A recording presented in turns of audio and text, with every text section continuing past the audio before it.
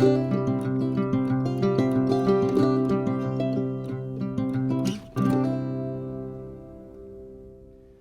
welcome back to the channel. It's been quite a while.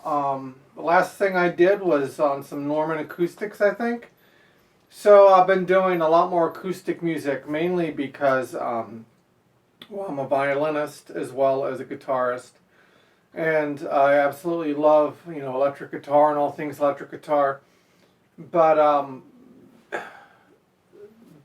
lot of the bars in the area that I live, and not just bars but restaurants and things like that of that nature, they're doing almost nothing with the traditional band. In fact, there's very few places left in my area that would have what you would consider a normal cover band play, except for like some of the larger venues, which will only have you around once every couple months because they don't want to saturate the environment with the same bands, and there's so many bands that are fighting for an opportunity to play. And let's be honest, a lot of these clubs, at least in the Delmarva area, let me put it that way, are just stingy. They're not paying anything. I remember back when I was in my 20s, it wasn't unheard of to get $1,200 to $1,500 a night. Now you're lucky if the owners offer you $400 or $500. There are still some cover bands that do top 40, current top 40, which really isn't hardly any guitar in it. I mean, I've seen bands make guitar parts for a lot of this stuff, but that's not what I'm into. I know probably a lot of you viewers aren't into that. In fact, the statistics would say that most of you watching this are my age, or older, or slightly younger, but we're all males in our 30s to 50s. So, it's funny because my father used to always tell me, your tastes change with time. He's absolutely right. When I was a teenager, it was all Metallica, Megadeth, Joe Satriani, Steve Vai, Yngwie Malmsteen. Then I kind of graduated because I was a violinist at that time too, so bear in mind. So while I wanted to be a shredder on guitar, I also had this classical element that I was and have fostered throughout my years. But these days, and also out of necessity, I've been doing gigs on my own, 100% by myself, which is what has taken up most of my focus. I don't make any money doing YouTube videos. I never will. That's okay. This is for fun, and I love speaking to the community. I've learned a lot from you guys, and I hope I've learned. I would say I probably learned as much from you as some of you have learned from me, and that's what it's all about: connectivity and growing as an individual. So I want to just say thank you to everyone who's subscribed, or if you haven't subscribed, if you've left a comment. Thank you to everyone who's ever corrected me if I was wrong, or helped have a different insight. I really appreciate that. Enough of my yammering on, because I love to talk. I wanted to show you guys something that I got into recently, and as you can see in the background, when I was younger, oh, you can't see it, but off screen, there's a mandolin. It's an electric mandolin. It's an A style. If you guys don't know what the heck I'm talking about, this would be called an A style mandolin. And the one that's over my shoulder here on the wall, that's an F style. And this is an Eastman mandolin. It is the 604, I believe. So it's they no longer make them exactly like this. This has a nitrocellulose finish on it, which is very nice. It's got well, you can't really see the flame back through this. This is called a tone guard, for those of you that don't know. But it's made from exceptional woods. Eastman is a company that is based in China, and they are every bit as good as any other maker anywhere in the world. But they're much less expensive, because, just the way they do things. Also, they have more of an old world approach. So a lot of the younger luthiers that are there training and learning, they're building these instruments, and I might say exceptionally well. And that's how they're paying for their education. But acoustically, a little out of tune.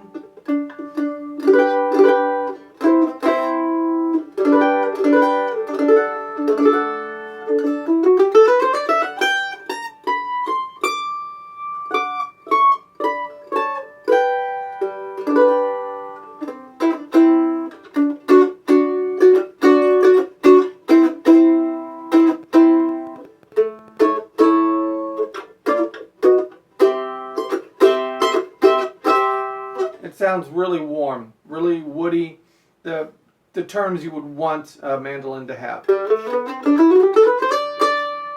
And the more I play it, the better it sounds. Eastman makes electric guitars, they make acoustic guitars, they make everything that we love. And I'm not sponsored by anyone other than my hard work. And I bought this. Now these are well over $1,000. In fact, I think they're 12 or 13, maybe even 1,500 now. You can't get an American-made, handmade mandolin anywhere that I'm aware of with a solid, tone-tapped, carved top, and solid back and size material with this level of construction for under $5,000. Gibson mandolins start, I think, at $4,800. They may have even gone up because the manufacturing techniques used in building these is not identical, but very similar to that is required to build a violin, a viola, or a cello, or even an upright bass. So to have it at that cost is unheard of. I have an Eastman acoustic on the way that I'm super excited about, and it's their entry-level acoustic. It was under $400, but I have a hunch that it's going to sound almost as good as my, old Gibson Hummingbird. The Normans are great. I got a great deal on them. That's why I have them. That's why a lot of us get the equipment and gear that we get. It's because we get such a sick deal on it, We gas over things. I gassed over a mandolin, like a good mandolin. And some of, you professionals out there might laugh. I can play a gig, and the mando parts that I need, this covers it. It gets the job done. I'm not trying to compete with anybody in a bluegrass circle. It's got a great pickup in it. I plug straight in. I use an old SWR. I think it's the California Blonde. It's actually out in the vehicle because I got a gig later on tonight. But this does a fantastic job, and and it's also doesn't cost more than my car. So a lot of us working musicians, we have to be smart about things. Eastman is a smart choice, and I just wanted to come on here quickly and mention that. I mean, this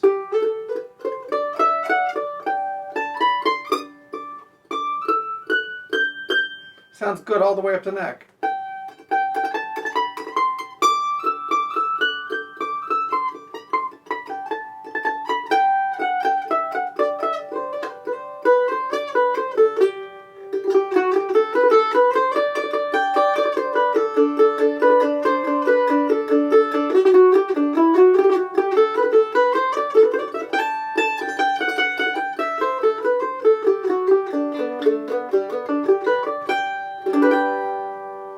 It's really nice.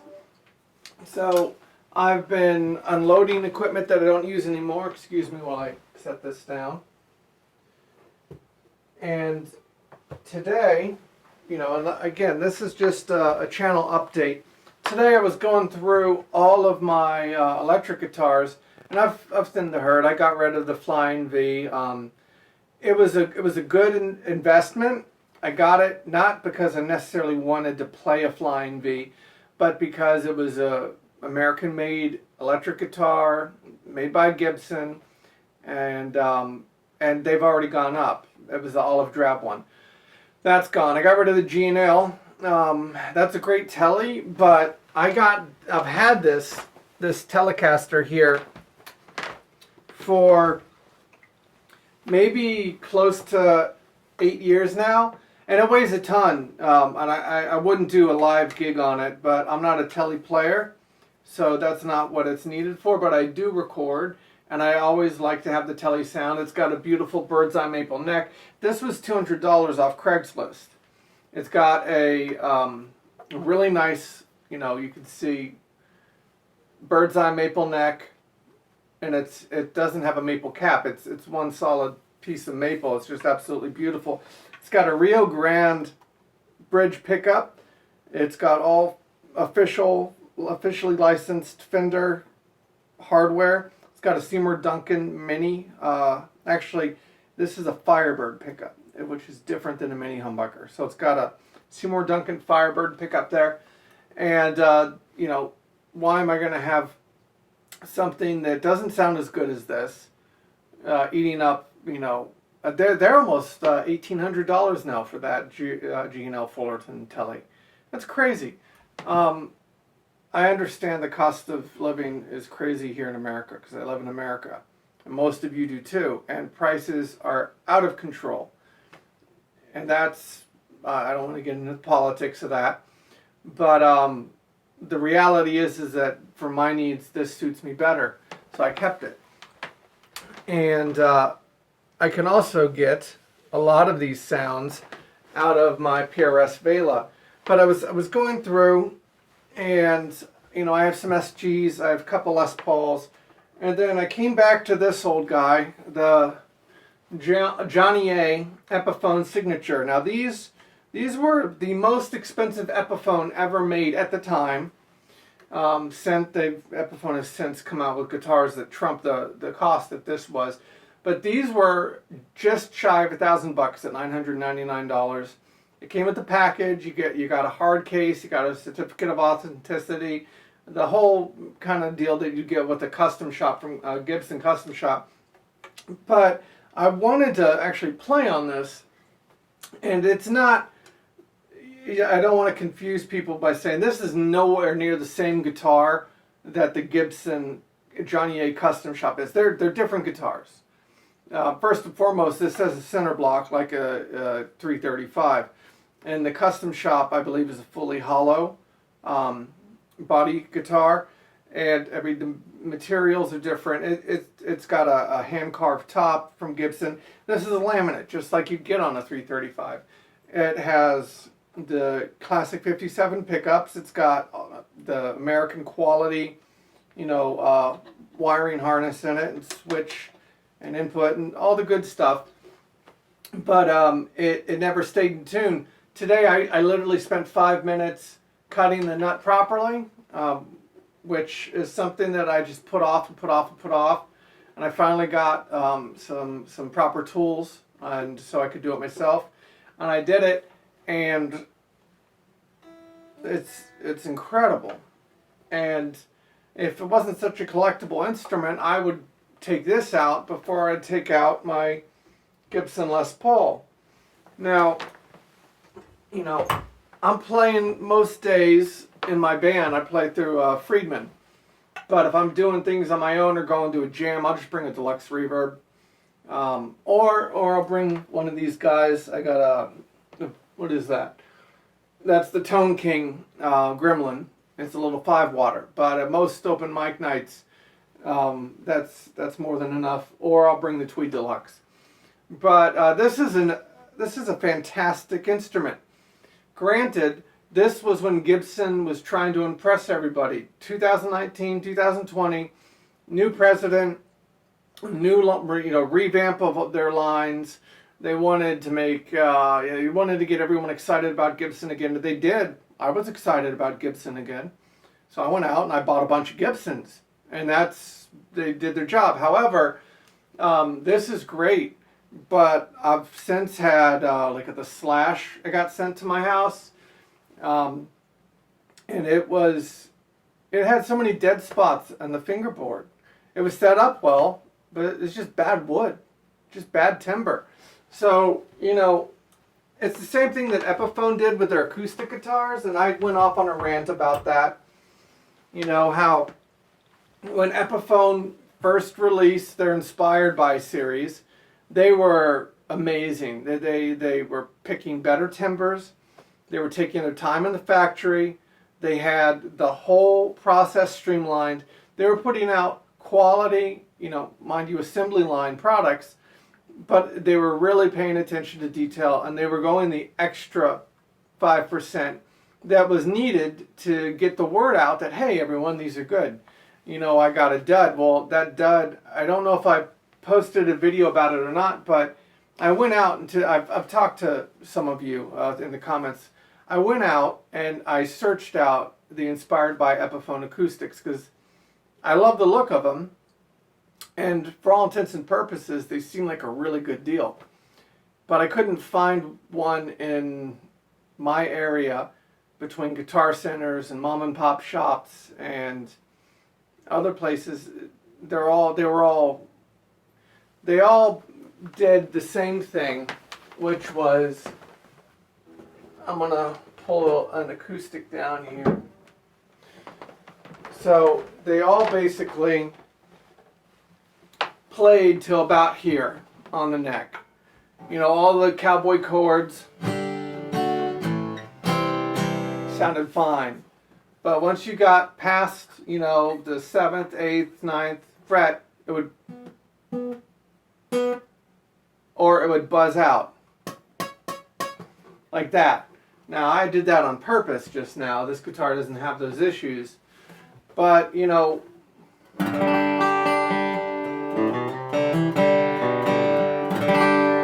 I took this up to Guitar Center.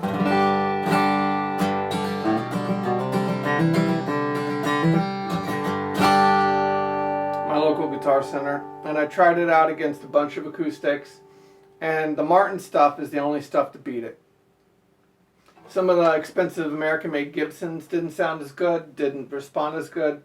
It feels like a Taylor, but it doesn't sound like a Taylor. We all know what that's about. Taylors played great. Most of them played, the Taylors were the best playing acoustics. I wish I had thought to take video of that trip.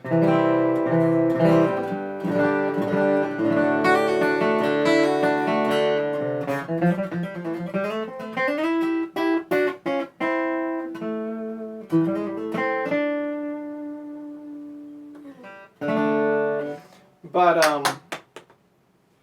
that happens. But at any rate, the Epiphones were among some of the worst that I played. And, I don't want to say you get what you pay for, because like I said, Martin stuff, a lot of the stuff made in their Mexico plant, it was really good. It sounded really good. It played okay. All the Martins that I played needed work. I think from the factory, their specs and their setup is different. I think they set their action higher, which helps the sound a lot, actually. But you're paying so much more for them because of the Martin name. So, like I said, I just wanted to come on here real quick and talk to you all, because my channel has continued to grow even without me updating and creating content. And it occurred to me that maybe we should just talk sometimes too. I don't always have to have something brand new to show you. I have a new mandolin, but this is a guitar, 6-string lounge, so it's a guitar-centric channel. And, I do have some more guitar stuff in the works, so that'll be fun. But I think I may start a second channel that might just encompass more than just guitar. It might also encompass some violin and mandolin and bass, because I know you bass players always get left out. And, we'll have a look at that in the future. In the comments, tell me if that's something you're interested in. Again, I'm not making any money. I never will. That's okay. I learned from this. I hope most of you learned something too. And it's about, bettering ourselves as musicians and as people. So thank you for stopping by. Thank you for all your support. And we'll see you next time. Remember, be kind to your neighbors. Y'all take care.